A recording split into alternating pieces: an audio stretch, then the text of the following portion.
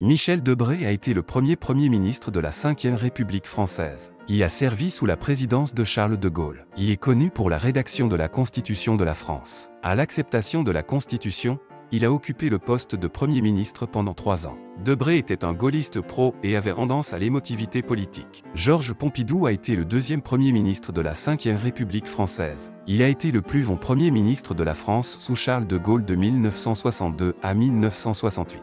Pompidou était reconnu pour ses politiques progressistes et son attitude modérée. Dans ses politiques, il a donné la priorité à la modernisation et a principalement valorisé l'indépendance française. Il est également devenu un des présidents les plus populaires de la France en 1969 jusqu'à sa mort en 1974.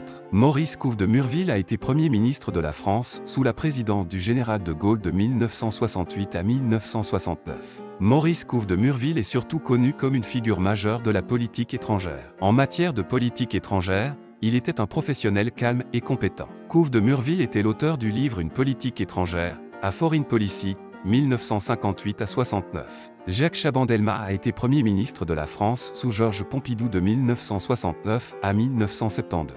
Il était gaulliste et a quitté le Parti radical pour rejoindre finalement le Rassemblement du peuple français, RPF, qui s'opposait au gouvernement de la 4e République. Depuis 1947, il était également maire de Bordeaux. Il était l'un des leaders de l'Union des démocrates pour la République. Pierre Messmer est devenu Premier ministre sous Georges Pompidou de 1972 à 1974. Il était l'un des gaullistes historiques. Il a continué à investir dans l'énergie nucléaire et les infrastructures. Son gouvernement a fait face à des défis économiques et des graves, conduisant à la fin de son mandat avec la mort de Pompidou en 1974. Jacques Chirac a été Premier ministre de la France de 1974 à 1976 et de 1986 à 1988. Chirac est connu pour son opposition à la guerre menée par les États-Unis en Irak, sa reconnaissance de la complicité du gouvernement français dans la déportation des Juifs et son référendum de 2000 réduisant la durée de la présidence de 7 à 5 ans. Il a également fait des efforts pour réduire le chômage et mettre en œuvre des mesures sociales. Il est connu pour ses efforts dans les réformes de la santé et de l'éducation,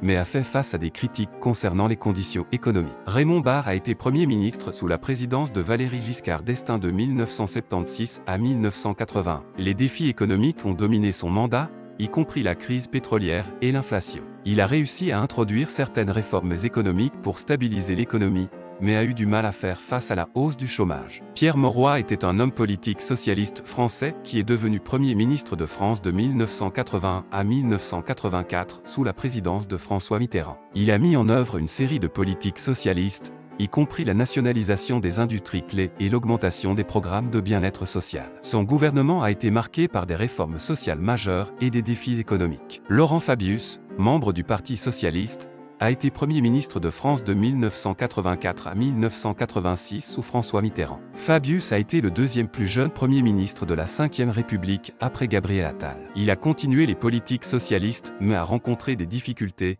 notamment un taux de chômage élevé. Son gouvernement a poussé pour la modernisation de l'économie et des réformes sociales. Michel Rocard a été Premier ministre sous François Mitterrand de 1988 à 1991, période durant laquelle il a créé le revenu minimum d'insertion, RMI, un programme de minimum social pour les indigents. Il est également connu pour ses politiques progressistes et ses réformes sociales. Il a promu le dialogue national et a cherché à moderniser l'État-providence. Édith Cresson a été Première ministre de France de 1991 à 1992. Elle a été la première femme à devenir Premier ministre et la seule femme jusqu'à Elisabeth Borne. Son gouvernement a fait face à des défis économiques importants et à l'insatisfaction du public, ce qui a conduit à un manque de soutien de la part du public et de son parti. Pierre Bérégovoy a été en fonction de 1992 à 1993. Son gouvernement s'est concentré sur les questions sociales et économiques, y compris des projets d'infrastructure pour lutter contre le chômage. Le mandat de Bérégovoy a été marqué par des difficultés économiques et une augmentation du chômage, contribuant à la défaite du Parti socialiste aux élections législatives de 1993. Édouard Balladur, en fonction de 1993 à 1995, était membre du Parti gaulliste, RPR, Rassemblement pour la République. Son gouvernement est connu pour avoir mis en œuvre d'importantes réformes économiques et des privatisations, ainsi que pour avoir initié le plan Balladur pour réduire le déficit public. Il a joué un rôle influent dans l'orientation de la France vers la libéralisation économique, mais son mandat a été confronté à des défis, y compris l'augmentation du chômage et la montée de l'extrême droite. Alain Juppé a été Premier ministre de 1995 à 1997 sous Jacques Chirac. Son mandat a été caractérisé par des réformes ambitieuses visant à réduire le déficit budgétaire, y compris une réforme controversée des retraites, qui a déclenché des grèves généralisées. Le gouvernement de Juppé a finalement perdu en popularité et, après de mauvais résultats aux élections législatives de 1997, il a démissionné. Lionel Jospin, leader du Parti socialiste, a été Premier ministre de 1997 à 2002. Son mandat est marqué par d'importantes réformes sociales, notamment la semaine de travail de 35 heures, l'introduction de la CSG pour le financement de la sécurité sociale et un accent mis sur la justice sociale. Le gouvernement de Jospin a également bénéficié d'une économie forte et a joué un rôle central dans la réponse de la France à la zone euro. Il a été une figure clé dans le renouveau de la gauche en politique française. Jean-Pierre Raffarin a servi de 2002 à 2005, sous la présidence de Jacques Chirac. Il représentait l'UMP, Union pour un mouvement populaire. Son gouvernement s'est concentré sur les réformes du marché du travail et la sécurité intérieure, mais a fait face à un mécontentement public significatif en raison de la stagnation économique et des mesures d'austérité. Sa popularité a diminué suite aux émeutes françaises de 2005 et au référendum négatif sur le traité constitutionnel européen. Dominique de Villepin a été Premier ministre de 2005 à 2007. Connu pour ses discours éloquents, il était impliqué dans les questions de politique étrangère et opposé à la guerre en Irak. Il a également tenté de mettre en œuvre des réformes pour les problèmes de l'emploi,